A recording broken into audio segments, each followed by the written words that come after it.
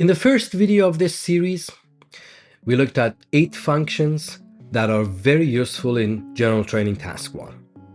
Then in the next 2 videos, we looked at useful phrases for those functions. This bonus lesson is different. It's not about functions. It's about how to begin your letter correctly and how to end it correctly. Because I've realized a lot of IELTS candidates aren't 100% clear on how to appropriately start and end the letter according to the tone of it. So in this lesson, I'll show you 4 things: greeting or salutation, opening line, closing line, and sign off. And by the end of this video, you'll know exactly how to open and how to end any IELTS General Training Task 1 letter properly. My name's Ethan. Grab a pen and paper and let's begin. By the way, I've made a handout for this lesson. It contains all the phrases and everything I teach you here. So if you want the handout, the link is in the description. Go download it, then come back and continue watching the video. Let's start with a greeting. In formal letters, the main options are dear sir or madam, but dear Mr. plus surname, or dear Mrs. plus surname, or dear Ms. plus surname. Use dear sir or madam when you do not know the person's name. Use Mr., Mrs., Ms. plus surname when you do know the name. Personally, I always use Ms. for women, unless I've been told or asked to use Mrs. or Miss. And notice, in a formal letter, we usually use the surname, not the first name. So, dear Mr. Brown is formal. Dear Michael is not formal. If you're writing a semi-formal letter, like a letter to a neighbor or a colleague, you write dear plus surname. Although in some cases, if you're familiar with a person, first name might be okay, like dear Eddie instead of dear Mr. Kwan, my neighbor. But the basic rule is simple. Formal letter, no name, dear sir or madam. Formal letter, no name, dear plus title plus surname, dear Mr. Jones. Semi-formal letter, dear plus title plus surname, dear Ms. Jones. Informal letter, dear plus first name, dear Lucas. There's just one point. In semi-formal letters, you might feel using the first name is better due to the nature of your relationship with the reader, and it's okay. The opening line comes right after the greeting, and its job is simple. It tells the reader why you're writing the letter. These are the main phrases we use. I'm writing to, I'm writing this letter to, I'm writing with reference to, I'm writing in reference to, with reference to, I'm writing to draw your attention to.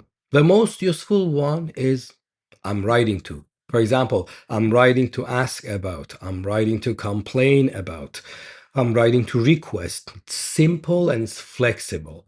And personally, this is what I always use in all my letters. Almost all. I'm writing with reference to and with reference to are useful when you're talking about an advertisement, a conversation, or a previous message that you're referring to. It's something both of you already know about. And I'm writing to draw your attention to is especially useful for complaints or problems. So remember, opening line tells the purpose of the letter. You're simply telling the reader why you're writing the letter. If you're not 100% clear on the different parts of the letter, I've made a video and you can go watch it. It's the blueprint for writing any Task 1 letter, and it's where I introduce all the different parts and give you a lot of information. So go watch that video if you're not 100% clear on the different parts of your Task 1. The link is in the description of this video. Now let's move to the end of the letter, before the sign off. You usually write one polite closing sentence. Here, unlike the main body of the letter, you do not need to really invent much. You can choose one of the sentences I have here for you, according to the tone of the letter, of course. I look forward to your reply is formal. I look forward to hearing from you is formal. If you need any further information, please do not hesitate to contact me. It's formal or could be used in semi-formal letters. Looking forward to your reply is semi-formal. Hope to hear from you soon is informal. And let me know what you think, informal. The ending usually does one or two of these three things. Ask for a reply, invite contact, or express hope. For example, I look forward to your reply is perfect when you're asking for an answer. And if you need any further information, please do not hesitate to contact me is useful when you're offering more details and you're inviting them to contact you. Now the last line. Yours faithfully, yours sincerely. This is standard. This is what I want you to learn right now. This is the rule you need to remember. Dear sir or madam goes with yours faithfully. Dear Mr., Mrs., Ms. Surname goes with yours sincerely. That's it. If you don't know the name, use yours faithfully. If you do know the name, use yours sincerely. For semi-formal letters, you can also use best regards. If the letter is informal, you can write best or best wishes. Now let's look at these quick examples. A formal letter could start like this. Dear sir or madam, I'm writing to draw your attention to the poor service I received during my recent stay at your hotel. So you can see it's a formal letter, starts with Dear Sir or Madam. It's clearly written to make a complaint. And then we have three body paragraphs when we tell the story.